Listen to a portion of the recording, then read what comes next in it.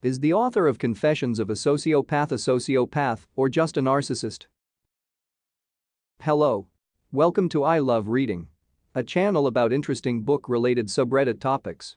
If you love our content, smash that like button and subscribe to our channel. Note: books mentioned throughout this video can be accessed through the links below. Oh, and if you're not a member of Audible, which by far is the biggest audiobooks online store, pause the video, head over to the description box, click on the link provided, and choose any audiobook that will be mentioned, plus 2 other Audible originals from a collection of more than 200,000 audiobooks. Completely for free. Now let's get started. I've been thinking about this ever since I finished the book.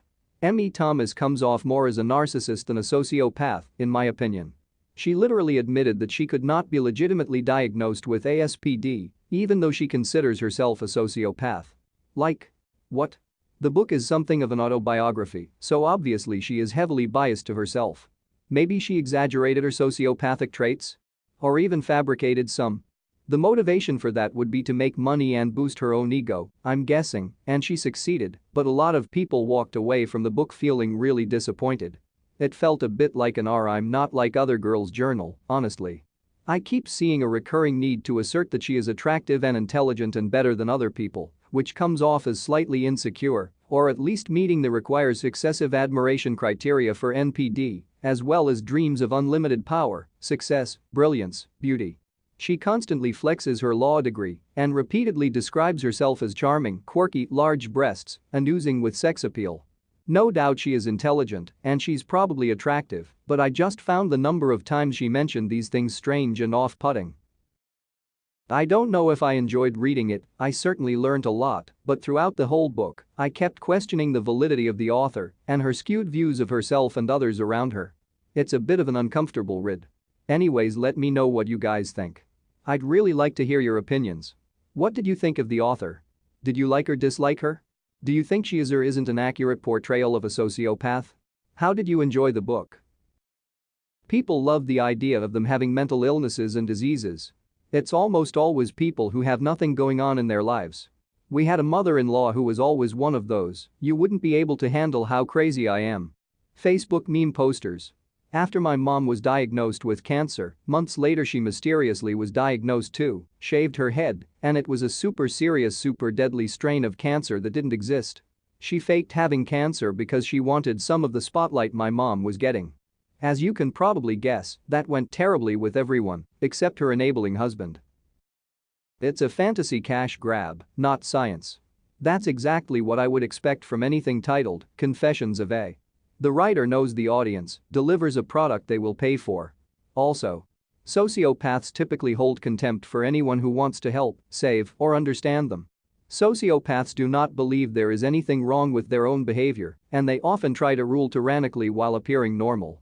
Thus proclaiming to the world that their sociopath is not what a sociopath would typically do.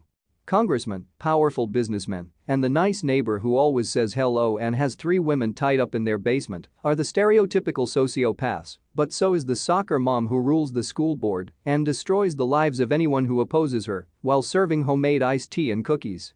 None of those people admit they are sociopaths. In fact, their power is stronger as long as they do not admit they are sociopaths. Came here for this. If she was a sociopath, she sure as hell wouldn't write a book labeling herself as a sociopath. She also wouldn't have gone to a psychologist for an ASPD diagnosis unless it was court-mandated. Even then, she wouldn't accept her diagnosis, and if the psyche was somehow able to convince her there was something wrong with her behavior, she would never admit it. The fact that she wrote a book about it pretty much rules out the possibility. One of the signs of real mental illness. The person who says I'm crazy is faking it. The person who says I'm fine who is obviously nuts probably is.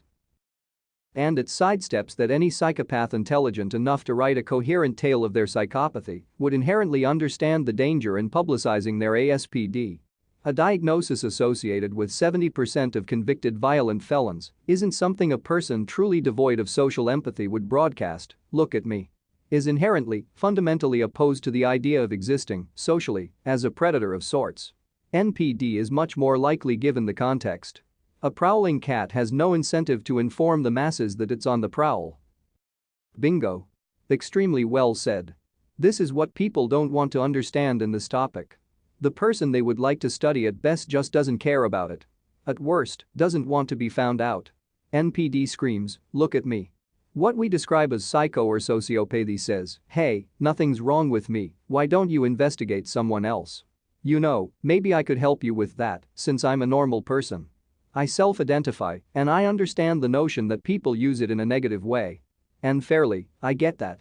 I remember when I was young, I did use people more unknowingly than aware. But just like with any disorder, mental health in general needs to be talked about more. It needs to be more open for people to talk about it. I try to be honest about it to other people. I am open about my callousness and that I would lie or steal this or that and have no qualms. I choose not to because I am aware that there is no inherent need to do it. I agree with you. She seemed to care too much in the books, and I disliked that she was writing it as a self-diagnosed sociopath. It was still interesting to read, but I would have much preferred a similar book from someone who has actually been diagnosed as a sociopath and would be interested to see the differences. I've read in another book about sociopaths that sociopaths are rarely diagnosed as such because they rarely seek treatment for the condition, as they don't really see it as a problem. It's been a while since I read it. She's certainly not a reliable narrator, but if she is a sociopath, narcissistic traits would make sense. Given that she claims she's a sociopath, you can't really take anything she says at face value anyway. One thing I would say, I'm no psychologist, but I know one, and I'm generally interested in the area. The general thinking now, as far as I gather, is that one-word diagnoses like sociopath are not really meaningful when it comes to mental health anyway. Almost everything exists in shades of gray. So is she, or isn't, she might not be an answerable question, she certainly displays sociopathic traits. Edit. If you're interested in sociopathy or psychopathy generally, and you haven't read The Psychopath Test by John Ronson, you absolutely should. I really think a better recommendation would be Without Conscience by Robert Hare, which is written by an actual clinical psychologist, the same psychologist that coined the term psychopath. I couldn't get past the first chapter of that John Ronson book. She could have sociopathic traits, she could be a full-blown sociopath or a high-functioning one. There's a huge sliding scale there. On top of which, as you say, sociopaths are huge liars, so it's not like you could trust a lot of the stories they tell, as they're more than likely manipulated to make themselves seem more favorable. I never thought about it, but you're absolutely right.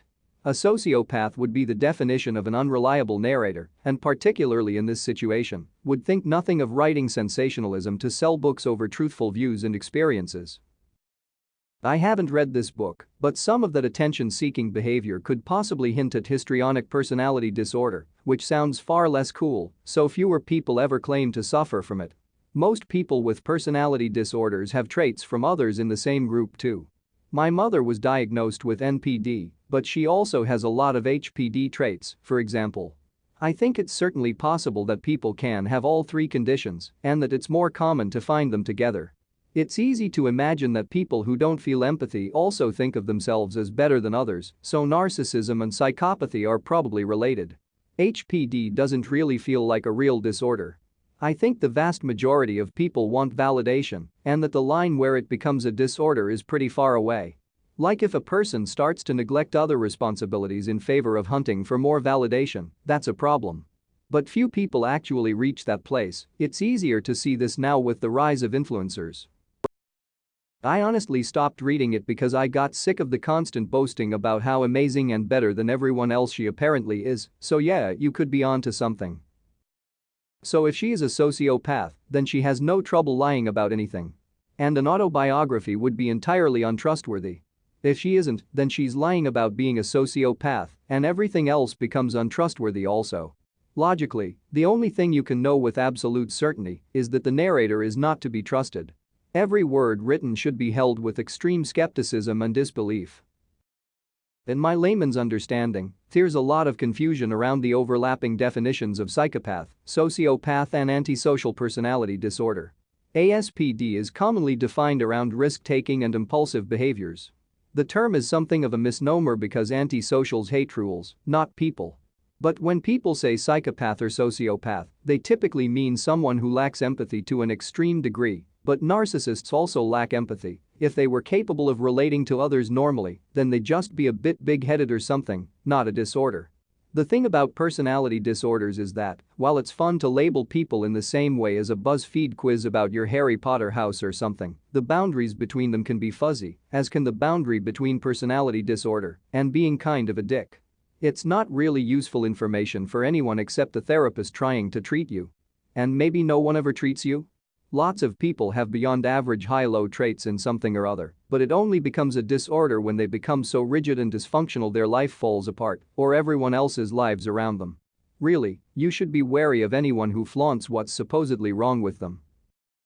There you have it. Redditors' thoughts on whether the author of Confessions of a Sociopath is a sociopath or just a narcissist. Note: any book mentioned throughout the video can be accessed through the link on the description below. Thank you for watching till the end. Before you leave, do me a huge favor and remember to subscribe to I Love Reading if you have not already. Lastly, press the bell icon to get notified immediately I release new content. See you on the next video.